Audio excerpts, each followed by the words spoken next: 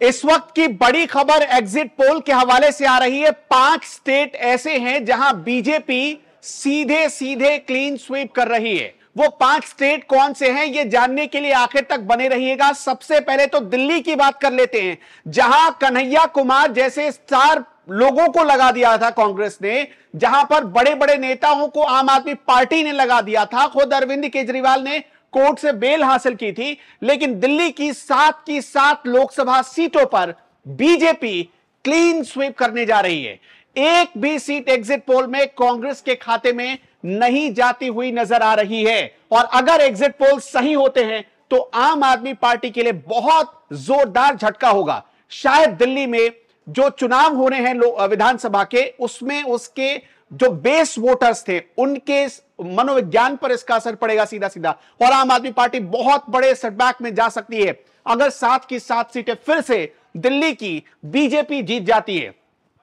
इसके अलावा जो बीजेपी का परंपरागत गढ़ रहा है गुजरात, जहां 26 सीटें हैं, 26 की 26 सीटों पर बीजेपी सीधे तौर पर जीत हासिल कर रही है, यानी कांग्रेस का खाता गुजरात में नहीं खुलने जा रहा है। एक बार फिर से एग्जिट पोल इसी की तरफ इशारा कर रहे हैं। गुजरात जहां से खुद नरेंद्र मोदी आते हैं, जहां से खुद अमित शाह आते हैं, अमित शाह चुनाव भी लड़ रहे हैं गांधी नगर से, और अभी जो एग्जिट पोल के आंकड़े सामने आ रहे हैं उसके हिसाब से जो राजपूतों के खिलाफ बयानबाजी जिस गुजरात से शुरू हुई थी, कहा जा रहा था कि इसका एक बहुत बड़ा असर बीजेपी को उत्तर प्रदेश, बिहार, झारखंड, गुजरात और मध्य प्रदेश में दिखने वाला है, राजस्थान में दिखने वाला है।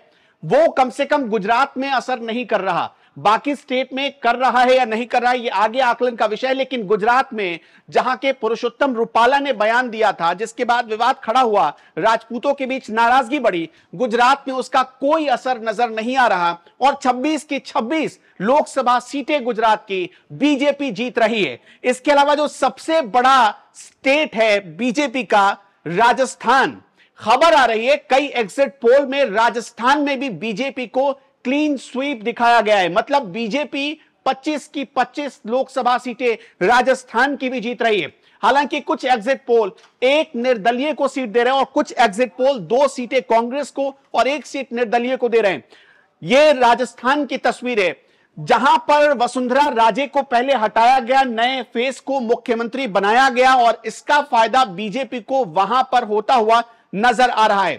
इसके साथ साथ झारखंड की बात कर लेते हैं। 14 लोकसभा सीट इसी साल विधानसभा के वहां पर चुनाव भी हैं। झारखंड में भी बीजेपी क्लीन स्वीप करती नजर आ रही है। सबसे हैरान करने वाली बात कि जेएमएम का जो परंपरागत गढ़ है दुमका, जहां से खुद हेमंत सोरेन चुनाव लड़ते हैं, जो कि मुख्यमंत्री रह चुके हैं झारखंड के, जेएमएम के इस वक्त वो कार्यवाहक मुख्य एक तरीके से मुखिया हैं। लेकिन दूसरी तरफ उनके जेल जाने के बाद उनकी पत्नी लगातार चुनाव प्रचार करती रही, कल्पना सोरेन, हमदर्दी हासिल करने की कोशिश करती रही, लेकिन झारखंड में इसका कोई भी असर दूर दूर तक नजर नहीं आ रहा। बीजेपी 14 की 14 सीटें झारखंड की जीत कर ले जा रही है। और इसके साथ साथ जो आखिरी स्टेट है वो हरियाणा है। हरियाणा में अभी आपने देखा कि बहुत गतिविधियां हुई थी, जेजेपी ने साथ छोड़ा था बीजेपी का, सरकार गिरने तक की नौबत आ गई थी, मनोहर लाल खट्टर को हटाया गया, नए चेहरे को वहां मुख्यमंत्री बनाया गया। लेकिन हरियाणा में जो एग्जिट पोल के आंकड़े सामने आ रहे हैं, ज्यादातर एग्जिट पोल वहां की 10 लोकसभा सीटें बीजेपी को दे रही हैं। और इसके साथ साथ हालांकि कुछ ऐसे भी एग्जिट पोल्स हैं जो 3 सीटों का नुकसान हरियाणा में दिखा रहे हैं बीजेपी को।